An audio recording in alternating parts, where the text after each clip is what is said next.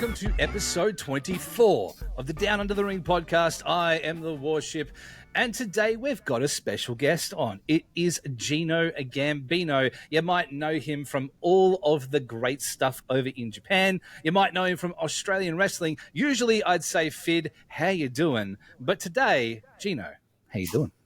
I'm pretty good. Is that? I don't know what Phid says. I've never watched any of your shit, so it's nice to know that he's a fan. Am I allowed to swear? Is that okay? Yeah, you're fine with the swearing, bro. Yeah, it's fine. It's an Australian podcast. What do you want from us? Fucking fantastic. All right. I am well. I am very well.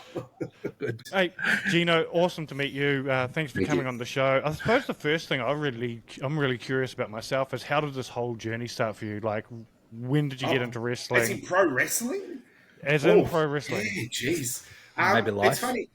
I think like most people, I was a fan during that, late 90s, early 2000 era where it was on Channel 10 late at night. And I was just obsessed. Like, wrestling was just cool. Video games that were wrestling were cool as well. So, a lot of kids at my high school played it. So, I was pretty late in discovering wrestling. So sometimes when other wrestlers talk about like WrestleMania 3 and 5, I'm like, bro, I've got no idea. Talk to me about Stone Cold and The Rock, and then cool, I'm happy to chat. I remember once a promoter was like, like at the end of WrestleMania 3, and I'm like, yeah, you're gonna have to show me on YouTube. I've got no idea. So I was a late bloomer with that, but the way I kind of got into it is WWE came to Australia for the first time in 20 years. And hosted was it Global Warning or something like that? Global Warning. Yeah, so the same one that was like the pre-WrestleMania tour that they did. Yeah, something like that. But they had big names. They had like Brock, Hogan, The Rock, Triple H. Like everyone was here, and that was massive. And as I was entering sort of the venue. There was someone who I now know to be Slex, out of all people, handing out flyers to people. And I sort of find out I'd been to local wrestling a heap before when Jim Demiroff used to run shows out at the Epic Macedonian Centre. But I thought it disappeared, to be honest. And then I saw this flyer, and it was for a ladder match, and it had like Mad Dog and Lobo and all these names in it. And I was like, oh, I got to go to this. Didn't end up going because it was like the other side of town for me. But I called the number on the flyer and ended up being Lobo's home number. And he was like, come on down, you can do some training. And I went and did my first training session, and that was in 2004, and I've never looked back. So you almost fell in love with it by getting involved in wrestling.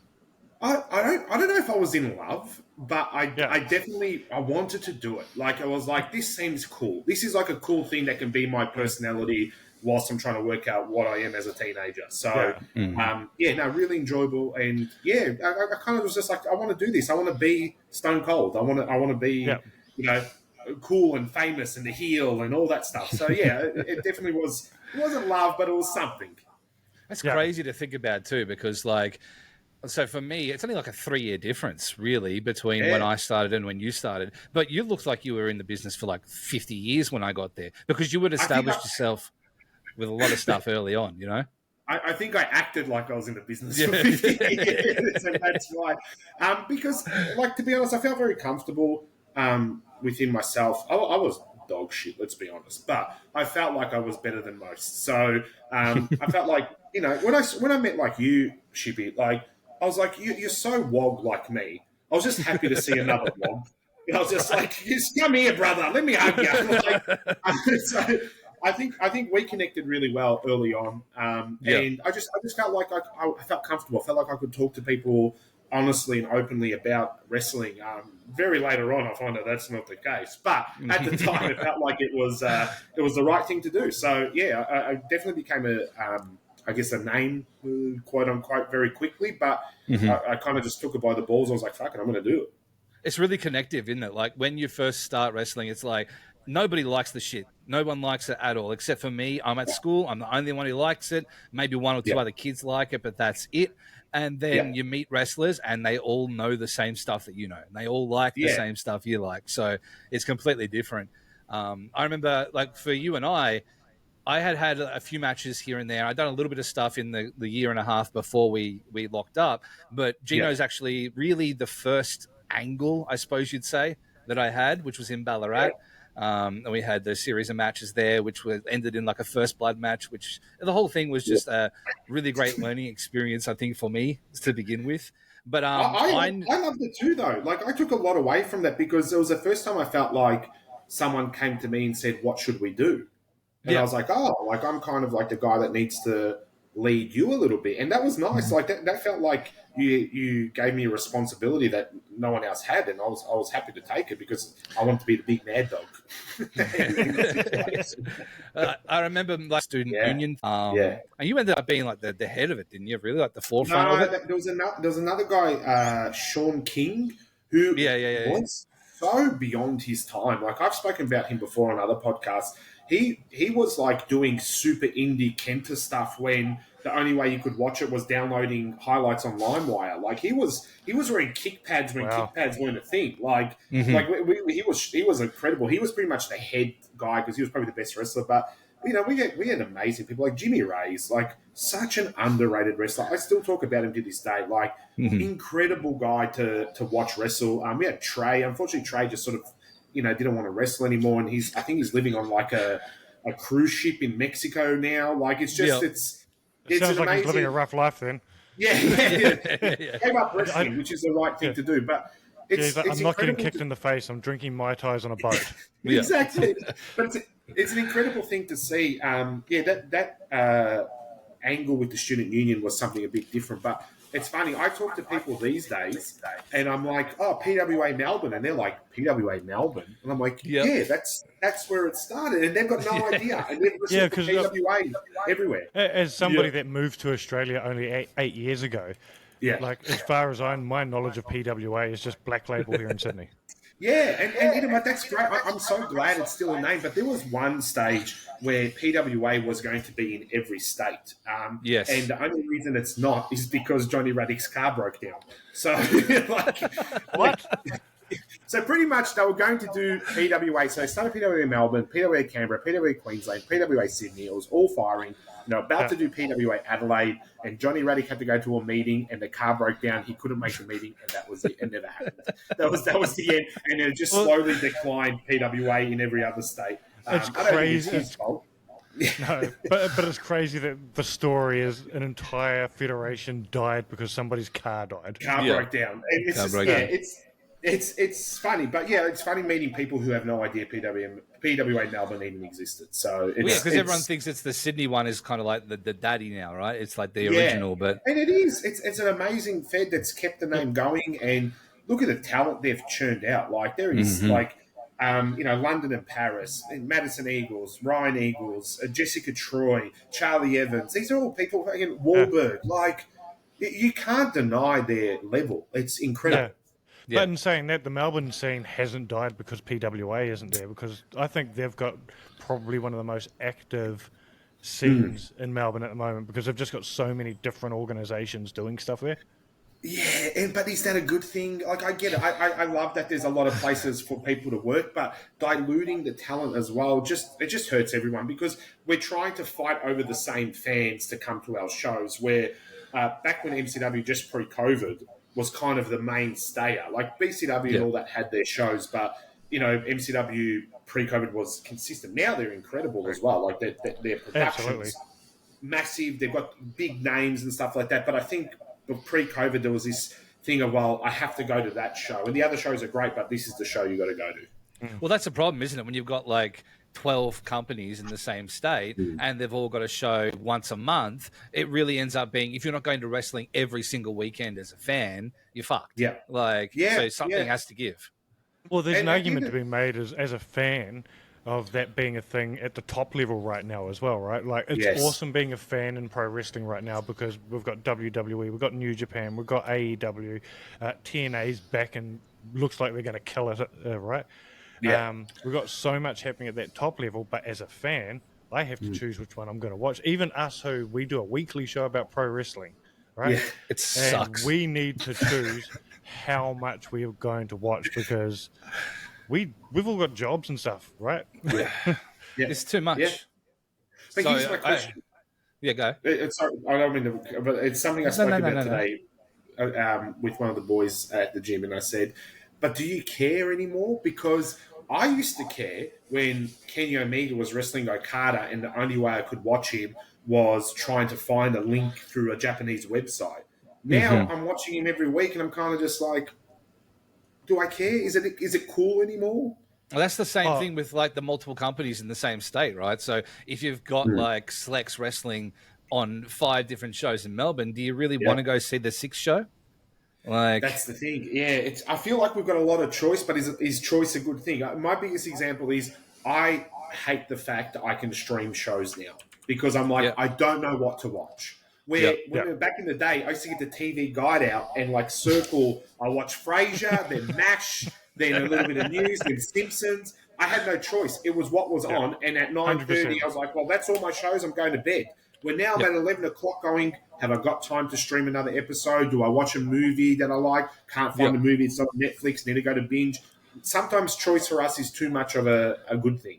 Even that, you sit there with all the different like things, like you binge and Disney and all that stuff, and you don't even sometimes fucking pick, right? You're just like, what do I watch?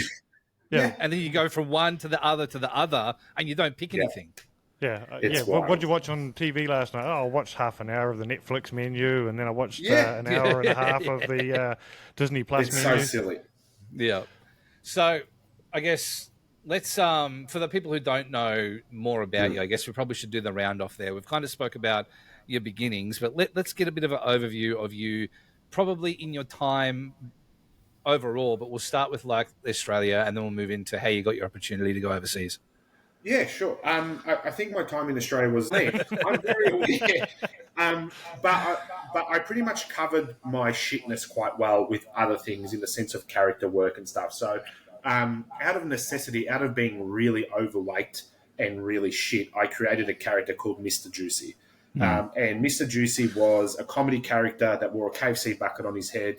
Used to there was one match I got a pizza delivered whilst I was in a rest hold. I was going to say that was in Queensland, right? Yeah. So I had a mate of mine in the audience dash, and he happened to have a Domino's cap in his car, and there was a Domino's across the street, and I said, mate, here's $10, just get a shitty pizza, and then halfway through the match come through, and he did, and the crowd and I ate the pizza, hulked up, and I was like, oh, I can do this, be fat and not bump, sold. You got me locked.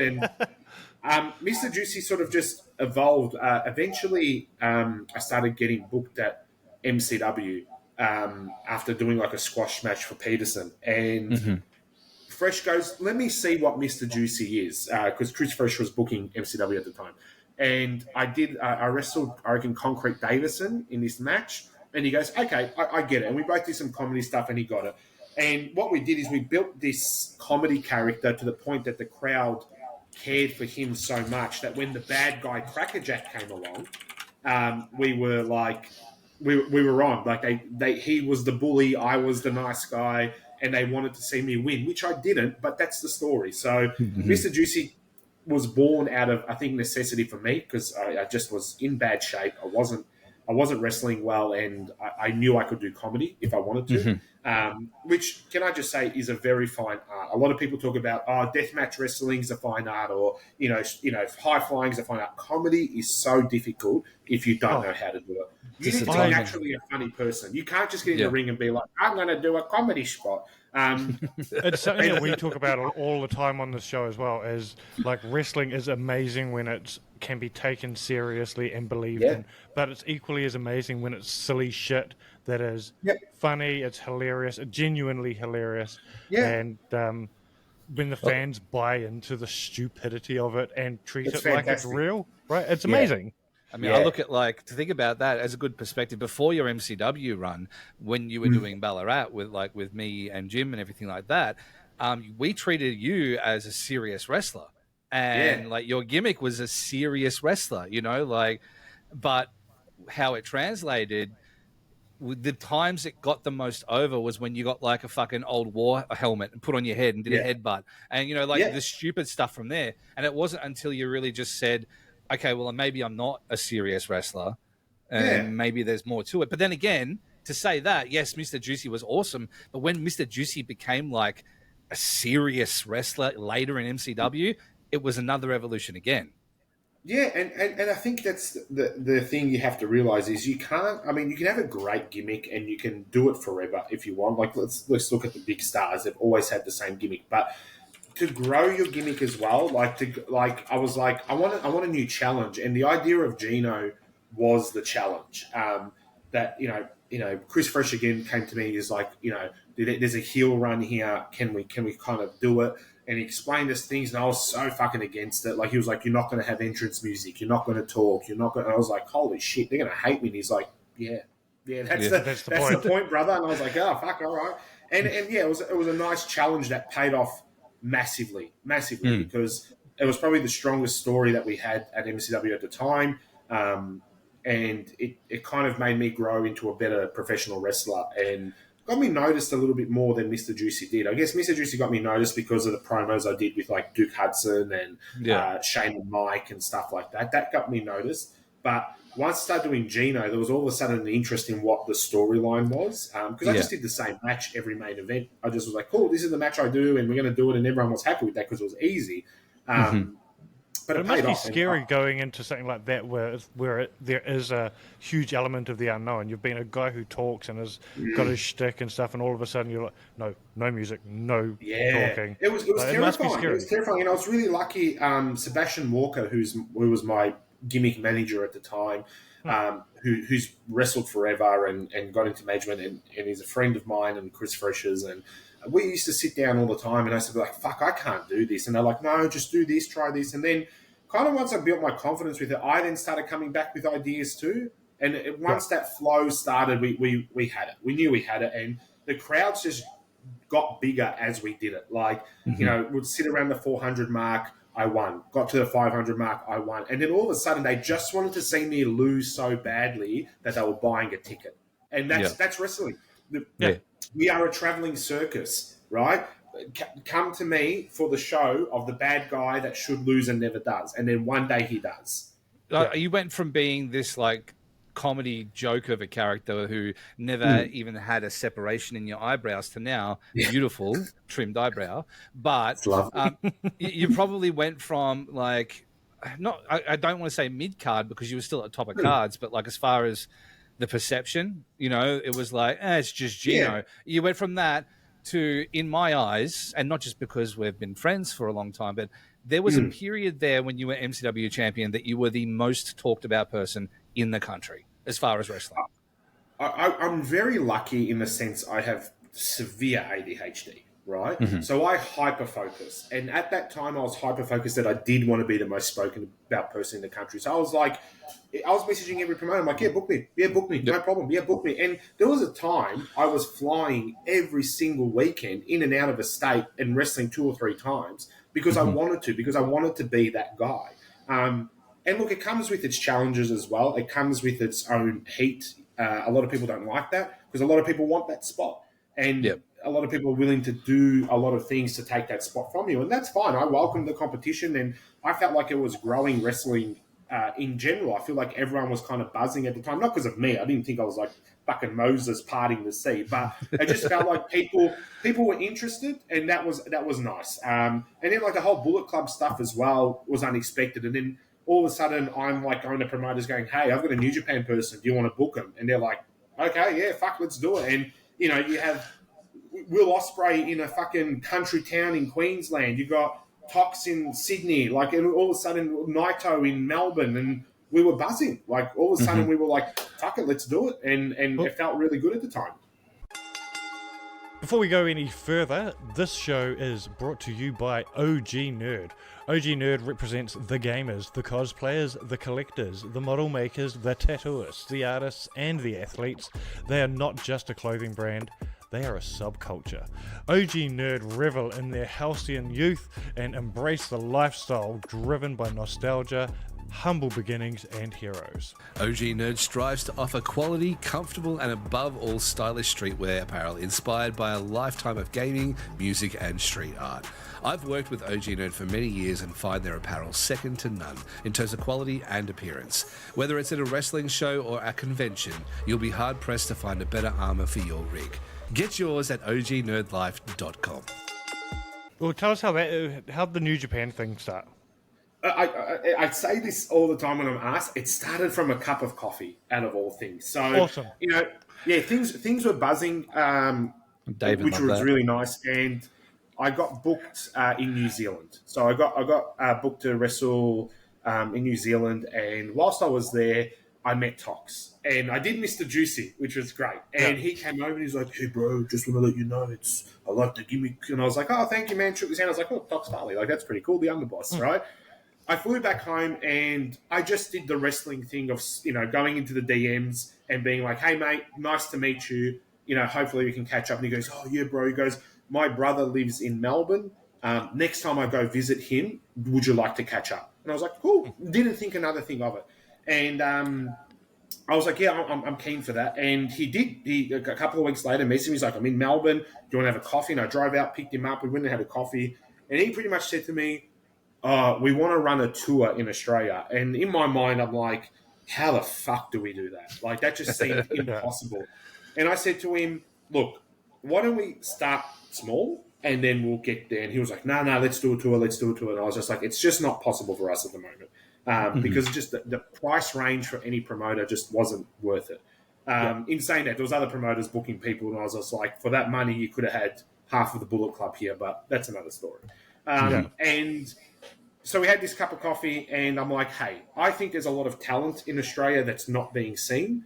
Why don't we bring out the bosses of New Japan to have a look and pretty much see if there's any interest?" And that was the stepping stone. And all of a sudden, I'm emailing the president of New Japan very poorly because I can't spell because I'm dyslexic, but poorly emailing him to organise flights to bring out the bookers and the promoters and all that to come to Melbourne and Auckland and Sydney and look at Australian wrestlers. And I was just like, we're there, we're building. And from that, it just sort of expanded.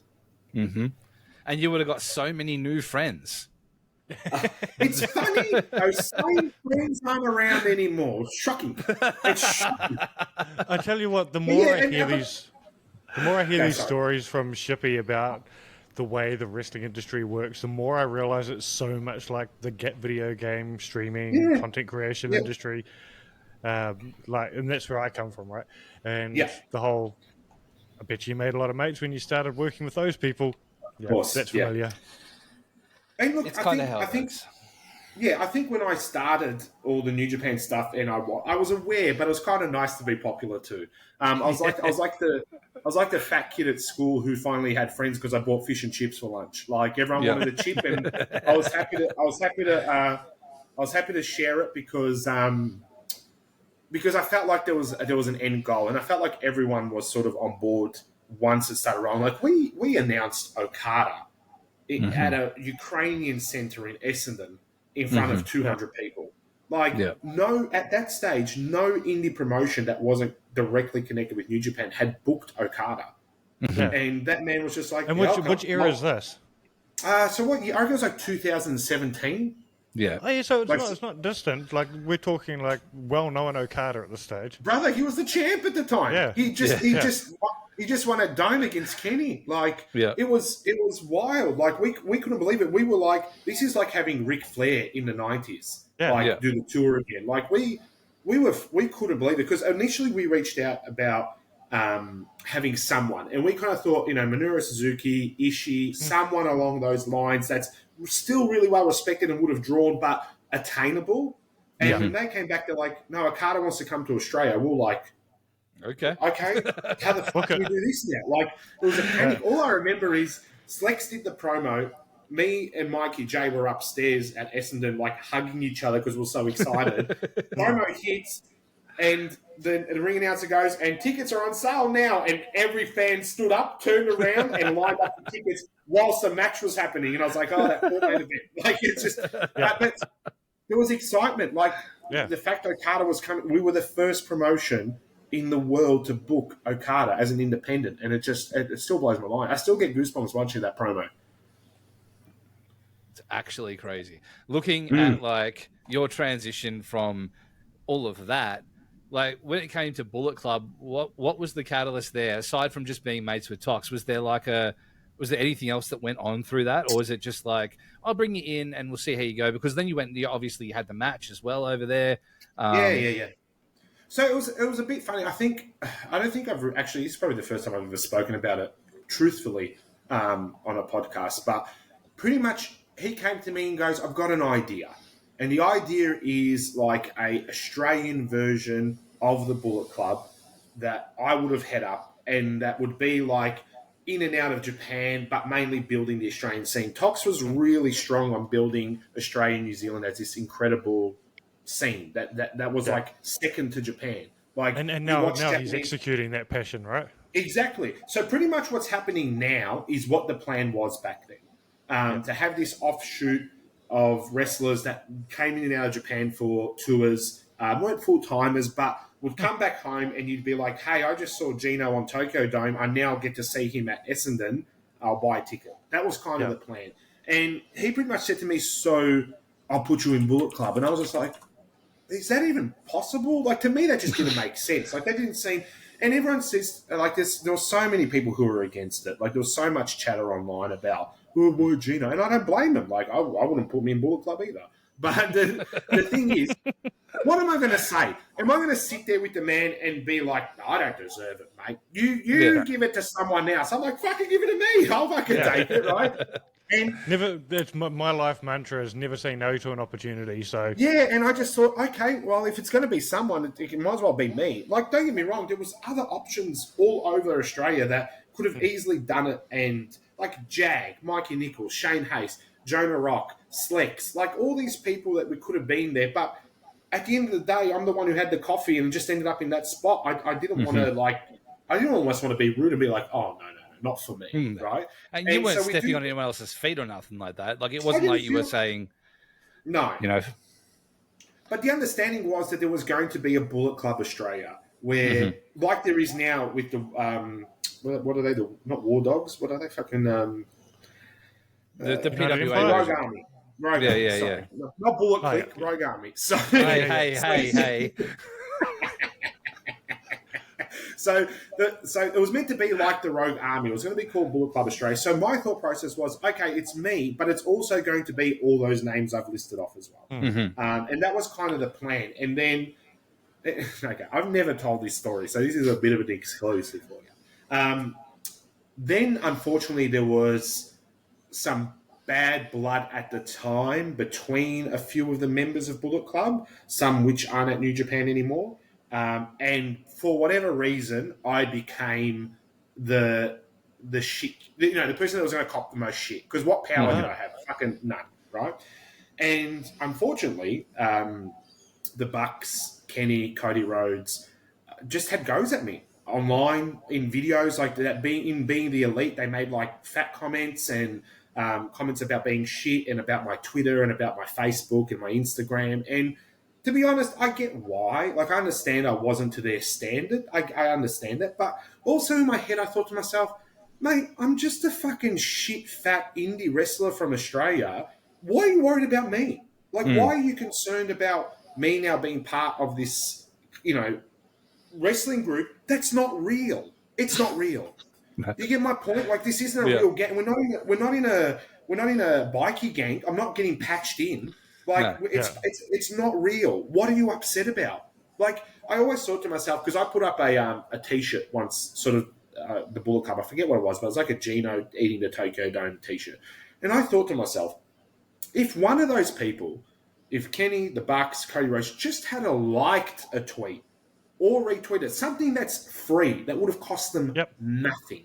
If they just liked it or retweeted it, I could have made money. I could have made $1,000, which would have been not life changing, but would have been money in my pocket. Yeah. Like, instead of following me or even just acknowledging my existence, like I was going to Japan, I was on tours in Australia with these guys. So instead of acknowledging my existence, the choice was to just ignore it, which is what it is. That's still a choice, but it just made no sense to me. I was like, guys, I've never even met you. I've met you once, and okay, you for some reason got a problem. I'm in the Bullet Club now, but it seemed really silly. It seemed really silly. And look, to the credit of some of those guys, they have since seen me either in Japan or in Australia and have extended the olive branch, or even one's actually made an apology, which blew my mind because it was really unexpected. Yeah, but mean, I've never told this story on any podcast before, but to me, I just felt like going, what the fuck is your problem? Like, I don't feel like there should be any reason why you're giving me a hard time, because the other side of it, the Tamatongas, the Hikuleos, the Tangaloas, even Machine Gun, all that, were so lovely to me, were so accepting of me. If we were doing anything, they would involve me. If they were filming something, they would involve me. Where I felt the other side just seemed to think that I wasn't worthy. They were probably fucking spot on. I wasn't. But I just some common decency would have been nice, because I was never rude to them. I never felt like I was doing the wrong thing. I just wanted them to be like, hey, mate, just a hello would have been nice to get my point. Like, it's not a real group. It's the founding fathers are important, and they've changed wrestling, and they're still massive in their own promotions, be it WWE, New Japan, AEW. But I was just, again, a shit kicker from Australia who was just trying to make a bit of money in wrestling and sort of push myself and other wrestlers in Australia. And you would honestly think I stole something from them. I'm just like, I'm insignificant. Why are you even mentioning me in your Being the Elite videos? Why am I being mentioned? Like, well, that's the shit they always almost talk a about, case of isn't it? Not being a cunt doesn't hurt. Yeah. All I'm saying is, like, why mention me? Like, what was the bonus? What did you get out of it? The only thing it did was make me go, oh, that's a bit upsetting. Yeah, you just felt like shit for it. Exactly right. Because the thing is they all talk about it, right? They all talk about like lifting each other up and empowering and all that kind of shit. Like, they're all really big on like the positive side of wrestling. And then when they had the chance to do it, they're just like, no, who's this fat cunt? Like, which again, I'm sure I've done that myself. But my point is the matter. Like, my point is more. It is what it is. I don't try and dwell on it, but it just felt really dumb to me. It felt like going, why do you care so much? Because 95% of the people that watched Being the Elite didn't watch that and go, ha, ha, ha, good joke, fellas. They just went, what the fuck are they talking about? Instead, I went, it was 2017, I'm watching Be the Elite, and I went, oh. Yeah. It just deflated you. I guess I'm not going to any parties. But then again... To make up for it, the other guys invited me to the Bullet Club party in New Jersey, and brought me out to New Jersey on their dollar, treated me like one of the boys. Jay White has been nothing but respectful and nice to me the whole fucking time. Tops has always treated me well. That makes me happy to hear. Yeah, exactly. It's just it blows my mind how just different it was. Hey, come on now. You know what, honestly, what's the difference? What they're just promotions that a promoter goes, this looks cool. Let's put these guys together. Imagine if they grabbed you by the hand and pulled you up a little bit, like just with like a retweet, like you said. Yeah, just a little bit. It would have changed everything. It could have changed everything. And the thing was, we were still, like, I was still trying to be a professional and be like, well, I'm running a tour in Australia twice. I want to book these guys. Yeah. Like, I'm still saying, let me pay you the fees to come, and I have to pay you to be my mate. And even then you weren't my mate. Look, Kenny has been really nice to me for a long time, right? Yeah. And him and I spoke very briefly last time I was in Japan, and I got no problem with any of them. Why would I? No. To me, all I'm saying is I just don't understand why there was this need to take jabs at me, like do tweets about me about being overweight or the Mr. Juicy Bullet Club. Like, who cares? No one knew who the fuck I was anyway. So who cares? Yeah. You just felt like a stab for no reason. Look, I get it. Hey, I've got to be mad about that. But fuck them, because your body transformation this year has been amazing. How much have you lost now? Technically it's 70 kilos so far. Jesus Christ. Yeah, I'll explain what happened. I got really unwell very quickly, and as much as I was enjoying traveling in Japan, sitting on a bus and a plane for 10 to 12 hours on a regular basis is really bad on the body. And on top of that, we're going out drinking, we're going out eating. I wasn't exercising, I wasn't wrestling, so I didn't really care. And then I had quite a bad sort of relationship end where I was just a little bit sort of broken as a human, as we all do. It happens to everyone. And I just didn't care about looking after myself. And pretty much what the realization was, I was out with a friend, and he goes to me. I go to him, "Oh, my legs really hurt," and he's like, "Oh, let's go get you to the hospital." I'm like, "Nah, it's all good. I'll be fine." And then eventually he'd convinced me, and I went, and my blood pressure was 181 over 120, which is just that is now we're looking at having a stroke and a heart attack within days.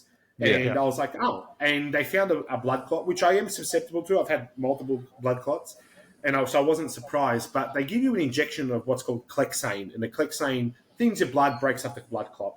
And the nurse said to me, the only problem is you're so heavy, we can't give you enough Clexane. She's like, the maximum dose is 160 mils. You're 174 kilos. I can't give you 174 mils or whatever it was. Whatever the unit is, right? And I'm just like, that's shocking. And I was just like, okay, what do I do? And I was away for work, and I came back, and I just you'll understand this, Shippy, as an ethnic. There was just a day I didn't feel like eating bread, which you know there's something wrong with you. Yeah. Right? So I didn't feel like eating bread, so I didn't for a whole day, and I was like, I kind of feel good. And then I did it for 2 weeks, and then I did it for a month, and I was 10, 15 kilos down really quickly. And by that point, I was like Shippy and I were talking all the time about just, both of us feeling like shit after COVID and stuff like that.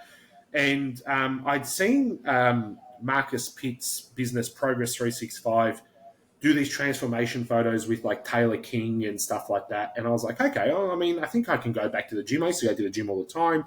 I reckon I can head back now that I've lost a bit of weight, and within a year, it's just skyrocketed. Like the change has been crazy, and my blood tests come back really good. My blood pressure's down. I'm cycling. It's been a massive change, and it's kind of made me maybe want to get back into wrestling just for a little bit, just to do a couple of things I want to do. Maybe Perth. Hey. I mean, not that there's any big thing happening over there or anything. No, of course not. No. Anyway, but yeah, it's been life changing. It saved my life because there was a good chance I would have been dead within a few days after finding that clot. So let me just say this quickly, as me and Shippy were having a chat about working out and stuff would have been about a month or so ago, Shippy. Mm-hmm. Yeah. And talking about different inspiration and stuff, and he goes, let me show you my mate. And he showed me a before and after of you. Yeah. And it was enough to go, well, shit, if he can do that. Yeah. What's stopping me from going out and working out? I really appreciate that. It still shocks me. It's funny. Shippy and I have had a very similar experiences with our bodies. There was a stage where we were really fit and attractive men, and then there was a stage we weren't so fit and attractive men. So we've definitely shared. It's been nice because we've had shared experiences that we've discussed where, there was a point I think both of us were probably the most jacked we've ever been, and we somehow still hated ourselves. It's a wild world. Wrestling is really tough on the brain when it comes to body dysmorphia. Like, you're standing in a room with Mikey Broderick, Damian Slater, Marcus Pitt, Brendan Vink, and you're just like, the top 1% of bodies in this country are all in this room. Like, it's and really... I'm here also. and also me. And it's really difficult. And it can easily take a toll. I fucking saw a post from Slex the other day, and he's like, "Oh, the cut begins now," and the motherfucker has got like cutting, bro? What are you cutting? Your toe? I'm going for a haircut. Yeah, fuck me. It's hard. Wrestling's hard, and I think that's something we don't all take into account. Is that wrestling it's difficult. It's difficult in a lot of aspects. It's difficult in your mental health. It's difficult in your relationships. It's difficult financially. Like, no one's rich, brother. I promise you that much. No one's walking away going, I'm a millionaire. I'll give you the busy example of how pro wrestling is in my mind, right? And when I realized, we've got time.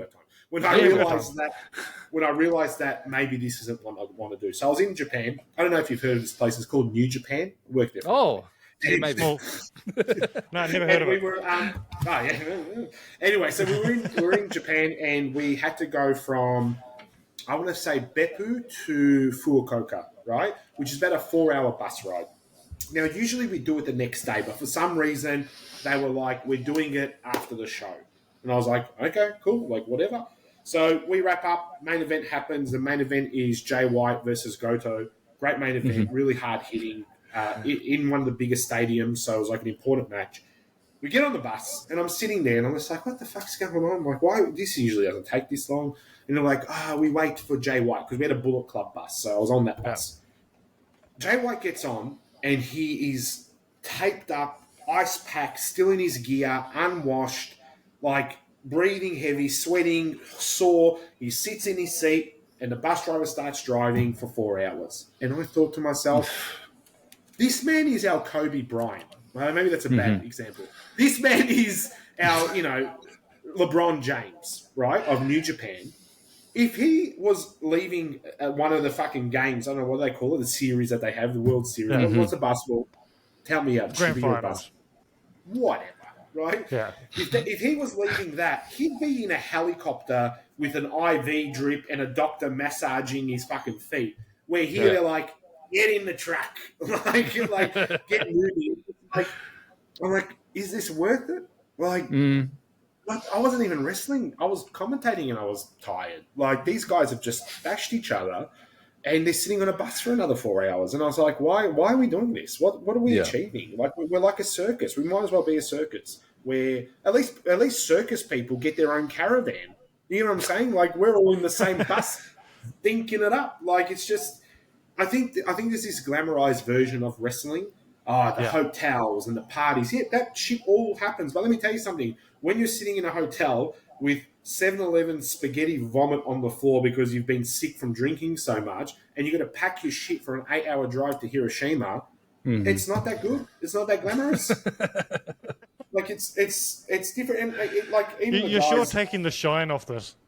Unfortunately, but it's the truth, and I hope people watch this and understand that that's the case, because I wish I could sit here and be like, the mansion in Noosa that I live in because of all my Hall of Fame money. Like, it's just not true. Like Shippy, we've got mates that are in WWE now, and when I talk to them, they're just like, on the road and blah, blah, blah. And 100%, they love that life and they've signed up for it and they're enjoying it. But there's a point where you got to go, is it what I want to do? And to be honest, I just don't feel like it's in me anymore. I'm very grateful for the opportunities I have with New Japan and within wrestling in this country, and I really still get a nice feeling when someone contacts me and goes, can you watch a match? Or if you're at the show, can you let me some feedback? And I always give it. But since sometimes I say to them, is this really what you want? Like, there's nothing wrong with wrestling in this country. It's just as good, and it probably pays just as good at the moment as anywhere else. So it's a wild world. So my first experience of your work, Gino, was actually commentary at the Dome. Yeah, I'd love to know how you got into that. Well, that's also not glamorous. But I had wrestled, obviously, for New Japan, and my understanding was that I was going to be wrestling there fairly frequently. Like, that was kind of the gist I was given by the office at the time. And then the dreaded Ishii match happened, and I wrestled Ishii in Sydney. Now, I just want to say, I've recently watched back some highlights I found on YouTube, and it wasn't that bad, but but it was awful, and it's my fault. I was gassed. I was on this 4-day tour that I was promoting, so I was worried about tickets and rings and trucks and flights and buses and blah blah blah blah blah. Like, we had a lot of help in that tour, but God, did I feel like my world was falling apart. Like, I remember landing in Sydney, getting a bus to Homebush Bay with all the wrestlers. I get to the hotel. I literally just went, on my bed like that, and then my phone rang, and it was the guy that was organising the tour on our behalf going, where the fuck are you? You need to be at the arena. Something's happened. And I was like, I haven't slept. Like, I don't know what to tell you. So, not an excuse, but the match was dog shit. And obviously... enough people saw it where they're like, well, this guy's not coming back.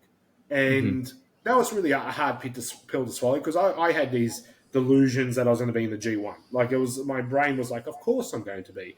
But the more I realized I wasn't going back, the more I was like, well, what do I do now? Because the way I ended up at Dome the first time when I wrestled was the year before. I sat in the family and friends section as a guest, and I sat there and I turned to my best mate and I said, I need to be there.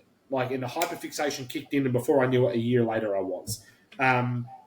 so I was like, well, I need to continue this. Like, I've dedicated so much of my life to wrestling. How do I do this? And what I ended up doing was contacting the current, well, he's gone now, but he was like the international manager, and him and I spoke a fair bit. And by chance, I was driving him back to the airport. He was like, oh, man, one of our commentators has pulled out for a show. It was like, I'm pretty sure it was Excalibur. Excalibur couldn't do something. He had to go back to the US or whatever it was. And I was like, oh, okay. And he's like, have you commentated before? And I was like, yeah, big commentator. I've caught many times, right? And he's like, do you think it's something you'd like to try? And I was like, yeah. Because in my head, I'm like, well, I'm back there. I'm in front of people. The promoter sees me. The booker sees me. There might be an opportunity. So sure enough, 2 weeks later, I get contacted by the office. They're like, hey, you're commentating your first tour. And I was just like, like, what do I do? Like, went back and watched some Bobby Heenan and, took some notes. And I always related to, that episode of Family Guy when they're like how Ben Affleck gets ready for a role. He's like, I'm going to be the King of England in 5 minutes. Hello, got it.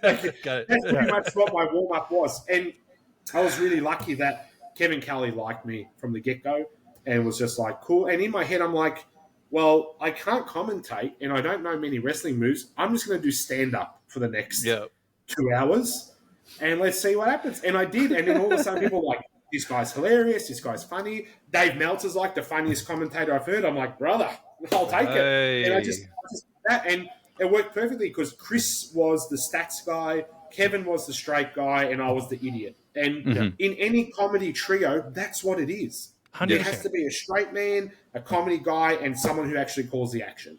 And it's worked out. And then I got to do Tokyo Dome. I got to call a Chris Jericho match. Chris Jericho called me a fat ass during the match. I got to see some of the best wrestling in the world front row and have my voice a part of it. And I'm never going to regret that decision.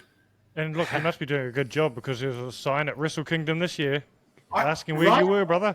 So that guy did his whole university thesis on me. So no way. Brother, he went, I don't know how he did it, but he has a transcript of every word I've ever said on commentary. And he sent it to me. And he broke down how each word I say affects the mood of the person listening and how each word's different. I read it, I could not believe it. I was like, and this man's getting like a master's in like psychology or some shit. A master's in Gino Gambino. Yeah, but it was really and so like it's built a small fan base. I seem to be liked by a majority. Like, of course, there's always the people who think I'm dog shit, which again, I don't blame them. But in anything in entertainment, everybody, doesn't matter who you are, whether you're Gino Gambino or you're Beyonce, there's someone who hates you. Yeah, and that's the way it is. And to be honest, I've just been lucky that they keep asking me back. I was meant to do Wrestle Kingdom this year. It kind of fell apart with a couple of things, but I'm back for New Japan Cup. So you get 2 weeks, 20 days of me in March.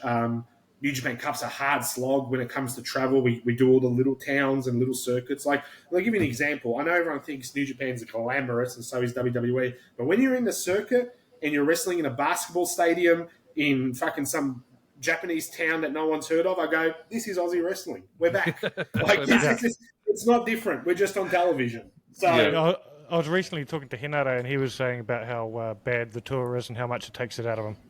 I don't know how they do it every night. I really don't. I couldn't do it. I'm kind of glad I fucked up against Ishii because I couldn't wrestle every night. I'd be dead. It blows my mind when I watch it. I'm like, how are you guys not? And then they go to the gym, and then they're out partying, and I'm just like, let me go to bed. Back to the psychologist, master's degree guy. How do you think getting a stain on every single show that you do on your shirt plays into that?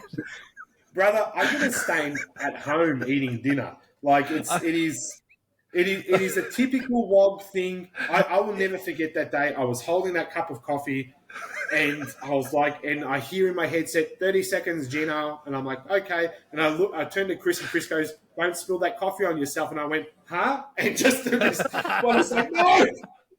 And all I remember, look, that's not even the best thing that's happened to me. The best thing that's happened was so we swapped commentators during Kingdom because like there's Rocky and there's a special guest and blah, blah, blah. So during Liger's last match at Kingdom, I really struggle with some of the Japanese names. So they're like, we'll swap out with Rocky, and Rocky wants to call. I'm like, beautiful. Yep. So Rocky's calling the match. I walk off. I go to catering, and I'm eating pizzas and hot dogs, as you do. And I'm eating a pizza, and I walk out, and B. Priestley's like in the family and friends section. And she's like, what do you got? I'm like, pizza. And I'm like, eh. And then the bell rings for the end of the match, and I'm like, ugh. And I try to put it in my mouth, and I start choking. And I'm like, and then I'm trying to pick the pizza out and get to commentary desk. I'm like sculling water, and Kevin's like, for fuck's sake. And I was like, good pizza. Great pizza. But yeah, I've been very lucky. I've taken the opportunity by the horns, and really tried my best. A lot of the fans help us. They send a lot of stats and historical things that we probably don't know. Like there's a guy called Chris Samsa on Twitter who's amazing when it comes to stats and stuff like that. So no, I'm very lucky, and I really enjoy it. But as much as you're very lucky, you also have taken every opportunity and actually run with it. Like, it's one thing to be lucky, but you wouldn't be here if you just fucked around. Look, I just think that, like you said before, I'm never going to say no to an opportunity. If someone's like, do you want to try this? I'm like, okay, let's see what happens. Let's just see what happens, and if it's any good, and if it leads to something. And sometimes it does, and sometimes it doesn't. Like, That's why I've never said no to a promotion. Even if it's a promotion I know is probably not going to be great or draw a big crowd. Because who am I? What am I going to say about, I only wrestle in front of thousands? Like, fuck, I wrestle in front of 10 people. I've done it before. I've done it. I'll do it again. Like, it's just, I think people just need to be able to be a bit more open to anything that comes along, because you don't know what that opportunity becomes. Like, me being taking someone to the airport led to a New Japan gig as commentary. Me having a coffee with Tox led to Bullet Club. Me going to that wrestling show and taking the flyer and calling Lobo at 11 o'clock at night landed me in wrestling. Like, There's always an opportunity somewhere.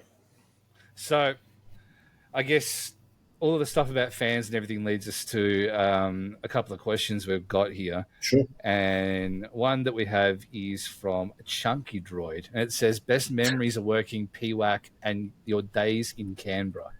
You got one? I loved working in Canberra. I really did. I really felt like I got to do whatever I wanted. I think my best, it's not the best memory, but all I remember is going to the hotel that was across the road from the venue and going like, I'm going to go to sleep. Like, I just landed. I just want a little nap before the show. And I undo the sheets, and there's sex toys and a G-string in the bed still left from the person who had just left the room. And I was like, fucking Canberra. What a place. I know everyone was great there, and everyone was young, and everyone wanted to wrestle. And yeah, I loved PWA Canberra a lot. Mm-hmm. So that's another example there of like PWA Canberra. It was like, there was one point where it was just going to be everywhere. Like, absolutely. Even Canberra. I noticed that around that time as well was when EPW had the offshoot there as well with EPW Adelaide as well, and that started to be a thing too. Why? Just wild times. Things are just always shifting in wrestling. Was there only one fan question? No. I've got a question here from Instagram, and this one's actually for both of you. Oh shit! So this one is Gino versus Warship. One more time. I would 100%. 100% happily. Yep. And then there's from some random guy called That Rogue Raven. Oh, yeah, okay. Yeah. I've never heard of him before. He hasn't been on the podcast or anything. Nah. Count me in. I'd do it. Yep. Absolutely. In. We can do nothing like every one of our other matches. That sounds good to me. It's my favorite story. I still tell it even now on stream when I do stuff, is you and me wrestling that one time. Because I was young and I was really early into it and not knowing, I thought you'd wrestled for way longer. So I'm like, okay, well, you put together the match, you'll do the things.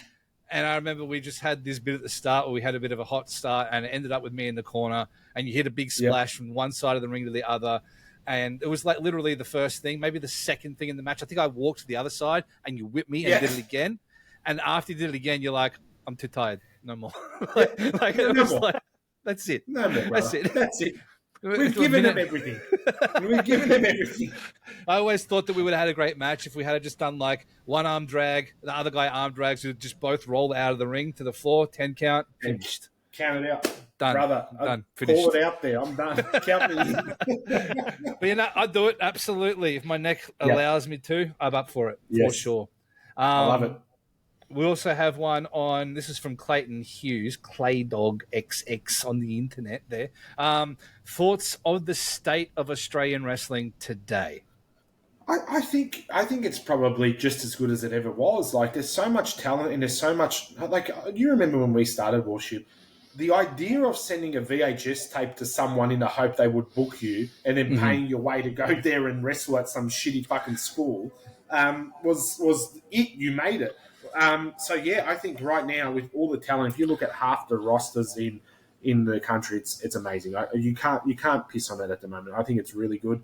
There's a lot of promotions, but that's not a bad thing. I just think it's a great opportunity for everyone. And if I was to ever come back, it would really just be more. The one thing I hated when I was young was the old guys coming back and being like, here I am. I just want to come back and just be part of it. Like, I just want to sit there and watch it all happen again. So, I think Australian wrestling's in a really good place, and hopefully it continues. I think we've got a lot less shit people, like, company-wise now than we did. When we were coming up, there was, like, the good places to wrestle, and then there was the shit places to wrestle. And there are a couple of people who have been crowned the king of the shit cunts because they would do the shit shows and then maybe get on a good show every now and again. But, like, it doesn't seem to exist that way anymore. Sorry to cut you off there, Phid. No, you're good.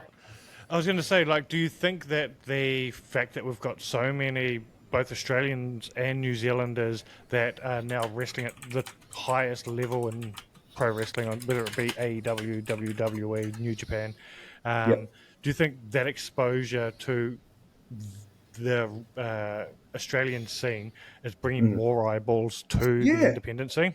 100%. 100%. Like, there's so much, and just things like social media at the moment, being able to share a match or a GIF or something is life-changing for a lot of wrestlers. And more we're finding they have less of my problem of people not wanting to share it, where they're sharing it non-stop. And that's, you only need one good move and all of a sudden you're on top of the pile of shit. So, yeah, I think it's great that there's so many people out there just doing amazing stuff and working hard and training hard and coming back to Australia and wrestling their local guys and putting them over. It's really good. I think that's something that we've really seen over the past couple of years, that the advent of, like, YouTube getting bigger for wrestling and stuff is, I think that the difference is with Australian wrestlers now is we've been exposed to the indies in Japan. We've been exposed to the indies in America, and we've said, oh, hang on a second, we're not actually as shit as we think we are. We're no worse than anywhere else in the world. Yep. I don't think we've ever been shit. I just think we didn't know that we were any good.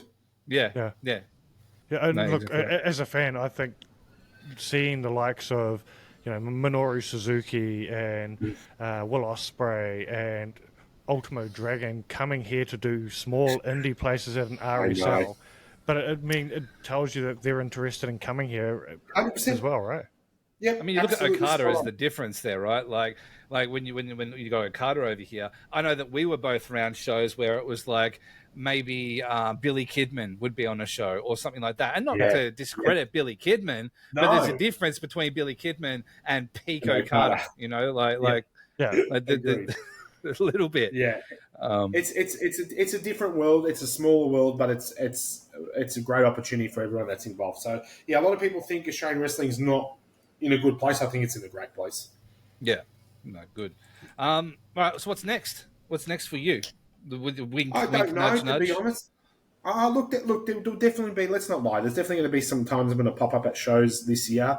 I'm not coming back. I'm just doing a couple of things that I really want to do to sort of finalize wrestling for me. Like, I never got to do a cage match. That's something that I really want to do. I just want to bleed everywhere in a cage. I don't think that's unreasonable, and someone will eventually book it. That's not a big ask.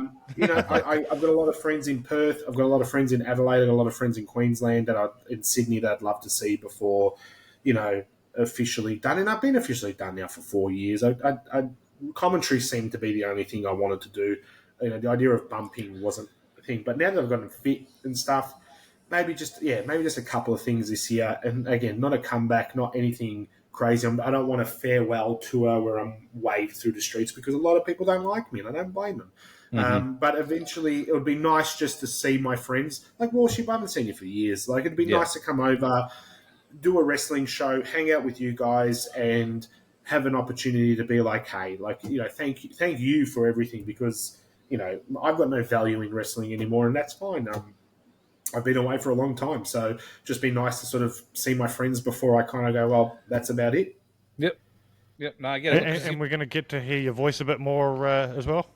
Yeah, so New Japan Cup, there'll be a couple more New Japan things this year, I'm sure. They're pretty happy with Walker and Charlton at the moment, and I saw some new lady pop up. I didn't grab her name, but she looked like she was really comfortable in front of the camera, and I'm sure she'll be on a lot more shows too. But I'm just going to give you a quick anecdote before we finish. So my old manager's name is Sebastian Walker, and we call him Walker. And this new commentary guy's name is Walker, right? So I'm on the phone call with the office, and they're like, oh, yeah, so for Tokyo Dome, Gino, Chris, Kevin, and Walker. And I go, sorry? And they go, Walker. I go, Walker? I go, this motherfucker. I literally got off the phone, I called him, I said, you're fucking on New Japan, you're doing the Dome. He's like, what the fuck are you talking about? I said, they said Walker, don't fucking lie to me. I was convinced they had booked Sebastian Walker. And let me tell you something, that man would have been cancelled within the first 5 minutes of trying to say a Japanese name on that show. But apparently they're really happy with Walker. He's one of Kevin's proteges, and look, I'm happy to bow out with the opportunities that I had. I got to do Madison Square Garden, I got to do Tokyo Dome, I got to do the Copper Box. I got to do Korakuen Hall. And those are achievements, man. Those are dream locations for anyone, whether you're in the ring or behind the microphone. 100%. And I got to travel to Japan 100 times, and it not cost me a cent. So I'm not going to sit here and be like, oh, I need more, because I feel like I'm kind of done. There's not much more I'd like to do. Don't get me wrong. I wish I had been signed somewhere at some point permanently, but I can't sit here and be like, oh, I didn't do anything, because I feel like I've probably achieved a lot more than a lot of people probably thought I ever would, even myself. So if I can give a little bit back now and wrestle a couple more times this year and do a couple more shows on commentary, then fuck, I'm happy. Yeah. Well, I've never had a cage match either. Thank you very much, man, honestly. No, thank you. Thank you. I really appreciate it. Thank you for your time. I promise I'll actually watch this episode.